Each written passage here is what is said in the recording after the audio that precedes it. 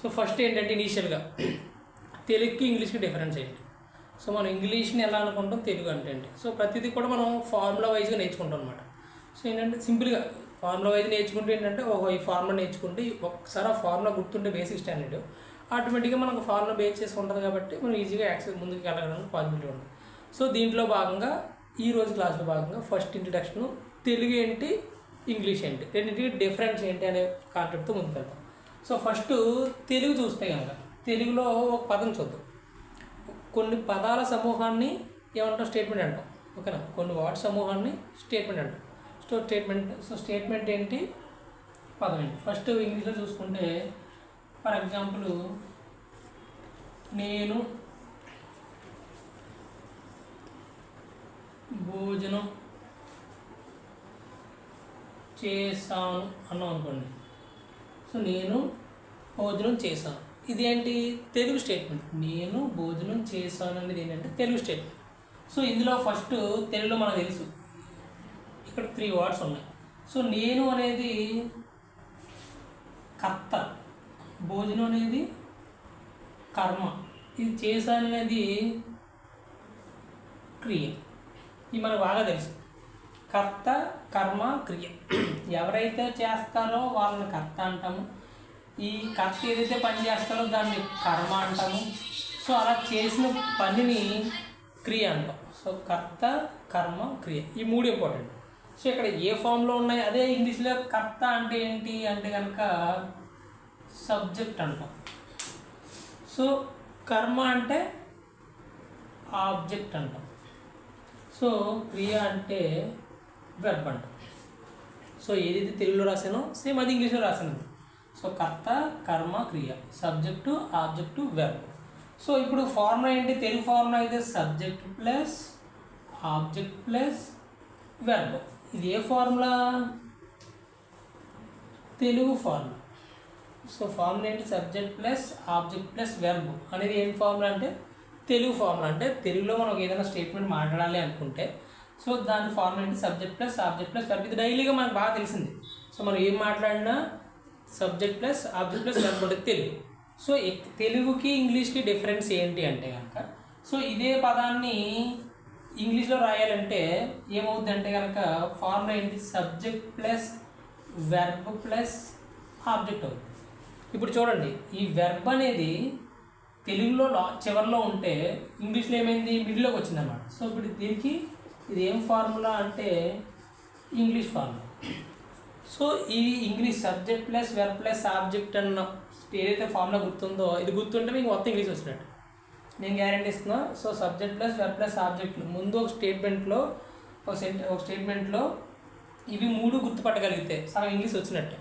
ఓకేనా. So subject నేర్చుకోవాలి, verb నేర్చుకోవాలి, ఆబ్జెక్ట్ ఈ 3 గురించి నేర్చుకుంటే ఇంగ్లీష్ వచ్చినట్టే కదా. సో ఫస్ట్ సబ్జెక్ట్ అన్నాము, వెర్బ్ అన్నాము, ఆబ్జెక్ట్ అన్నాము.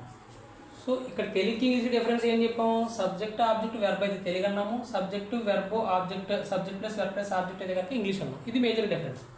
సో ఇప్పుడు ఈ పాయింట్ ఆఫ్ వ్యూలో తెలుగు ఫార్ములా నేర్చుకున్నాం, ఇంగ్లీష్ ఫార్ములా నేర్చుకున్నాం.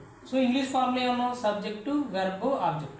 సో ముందు మళ్ళీ సబ్జెక్ట్లో ఎన్ని ఉంటాయి, మొత్తం ఎన్ని సబ్జెక్ట్స్ ఉంటాయి, వెర్బ్లో ఎన్ని వెర్బ్స్ ఉంటాయి, సో ఆబ్జెక్ట్ అంటే ఏంటి, ఆబ్జెక్ట్లో ఎన్ని వెర్బ్స్ ఉంటాయి, ఇవి తెలుసుకుంటే మనం బేసిక్గా సబ్జెక్టు వెర్బ్ ఆబ్జెక్ట్ 3 క్లియర్ అయిపోయినట్టు. సో ఇందులో భాగంగా ఫస్ట్ ఏం చేస్తాము, సబ్జెక్ట్ అంటే తెలుసుకుంటాం, వెర్బ్ అంటే ఏంటి తెలుసుకుంటాం, నెక్స్ట్ ఆబ్జెక్ట్ అంటే తెలుసుకుంటాం. ఇంతవరకు క్లారిటీ వచ్చింది. ఏం చెప్పామంటే కనుక తెలుగు ఫార్ములాకి ఇంగ్లీష్ ఫార్ములాకి కంపేర్ చేస్తాం. సో రెండింటిలో ఏంటంటే ఇక్కడ ఏమో సబ్జెక్ట్ ఆబ్జెక్ట్ వెర్బ్ అయితే ఇక్కడ సబ్జెక్టు వెర్బ్ ఆబ్జెక్ట్. సో ఇది బేసిక్గా డిఫరెన్స్ అంతే, ఇక్కడ వరకు క్లియర్. సో ఇప్పుడు నెక్స్ట్ ఏంటి అంటే కనుక సబ్జెక్ట్స్ ఎన్ని. సో ఫస్ట్ ఏమన్నాం, ఇవన్నీ తెలుగులో ఎలా ఉంటుందో చూసాం. ఇప్పుడు సబ్జెక్ట్స్ ఎన్ని. సో సబ్జెక్ట్స్ ఎన్నో తెలిసి అనుకోండి, ఇంగ్లీష్ మొత్తం అవే సబ్జెక్ట్స్ ఉంటాయి. ఇంగ్లీష్ మొత్తం ఎవరు నేర్చుకున్నా ఎంతవరకు నేర్చుకున్నా ఆ సబ్జెక్ట్సే ఉంటాయి. సో ఫస్ట్ ఏమన్నాం, ఫార్ములా ఏంటి, subject plus verb plus object. So subject ఏంటి, ఈ సబ్జెక్ట్నే పర్సన్స్ అంటాం.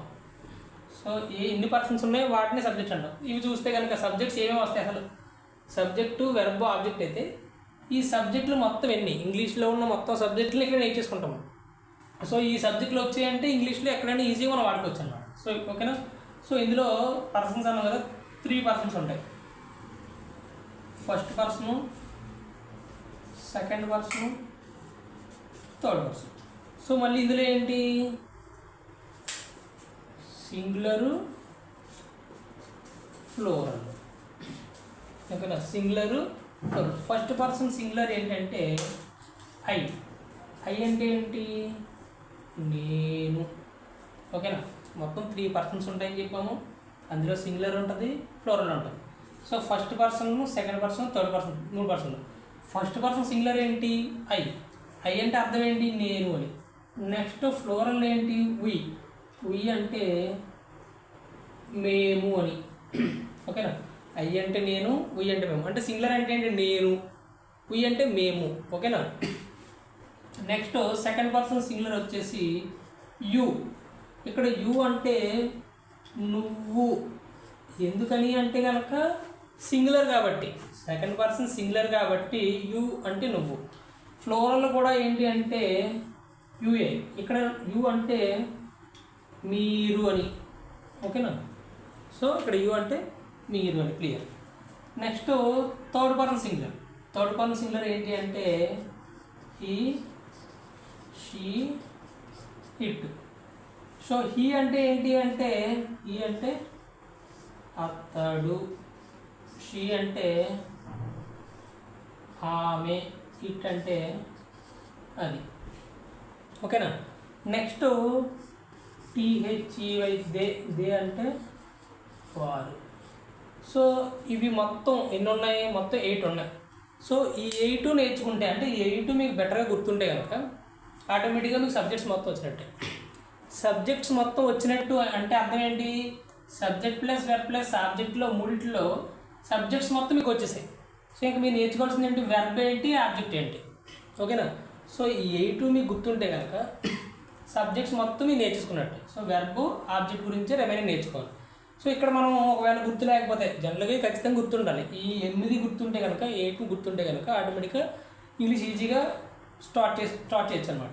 సో ఇప్పుడు ఒకవేళ గుర్తు లేకపోతే చూడండి, ఇప్పుడు ఏదైనా మనం ఒక వర్క్ చేయాలనుకున్నాం, ఫస్ట్ మనం బెటర్గా చేయాలి. మనం సొసైటీలో ఏమన్నా చేంజ్ చేయాలనుకుంటే ఫస్ట్ నేను బెటర్గా ఉండాలి. తర్వాత మేము అంటే మా ఫ్యామిలీ. తర్వాత నువ్వు అంటే పక్కింటి వాళ్ళు, సో వాళ్ళు పక్కింటి వాళ్ళు అందరూ.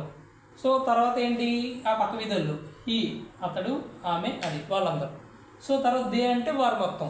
సో సొసైటీని చేంజ్ చేయాలంటే నాతో స్టార్ట్ చేసి వాళ్ళ వరకు వెళ్తే మొత్తం చేంజ్ అవుతుంది. సో ఈ పర్సన్స్ కూడా ఏంటి, first person, second person, third person కూడా అలాగే ఉంటాయి అనమాట. సో ఖచ్చితంగా ఇవి ఎప్పుడు నిద్ర లేదు, ఏది అడిగినా సరే ఖచ్చితంగా ఏ పర్సన్ ఏంటి, థర్డ్ పర్సన్ సింగులర్ అంటే వెంటనే ఈ, షీ, ఇట్ అని చెప్పగలగాలి.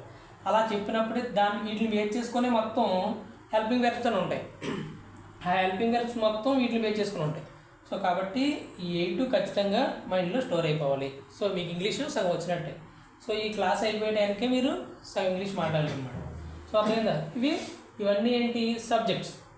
ఓకేనా. ఈ సబ్జెక్ట్స్ మొత్తం ఏంటి అంటే కనుక ఫస్ట్ మన ఫార్ములా ఏదైతే ఉందో, ఈ first subject plus verb plus object అన్నాము. ఈ సబ్జెక్ట్స్ అనేవి ఈ 8 ఉంటాయి. ఈ 8 నేర్చుకుంటే అయిపోయినట్టే. సో ఇక్కడ థర్డ్ పర్సన్ సింగులర్ ఏదైతే ఉందో, హీ, షీ, ఇట్లో హీ అంటే అతడు, అంటే ఒక మేల్ గురించి మాట్లాడుతున్నామంటే హీ అని అర్థం. ఇప్పుడు ఒక పేరు చెప్పామనుకోండి, ఏ విధంగా పేరు చెప్పామనుకోండి, ఆ పేరు అంటే అర్థం ఏంటి, మేల్ పేరు చెప్పామనుకోండి, దాంతో అతను దీనికి సంబంధించి అంటే హీతో సమానం. ఫీమేల్ పేరు చెప్తే కనుక షీతో సమానం. లేదా ఇట్ అంటే రిమైనింగ్ జంతువులు ఇవన్నీ కూడా ఇట్లోకి వస్తాయి అన్నమాట. సో రిమైనింగ్ మనకు తెలుసు, అవి ఇవన్నీ తెలుసు. ఓకేనా. ఇంతవరకు క్లారిటీ ఉంది.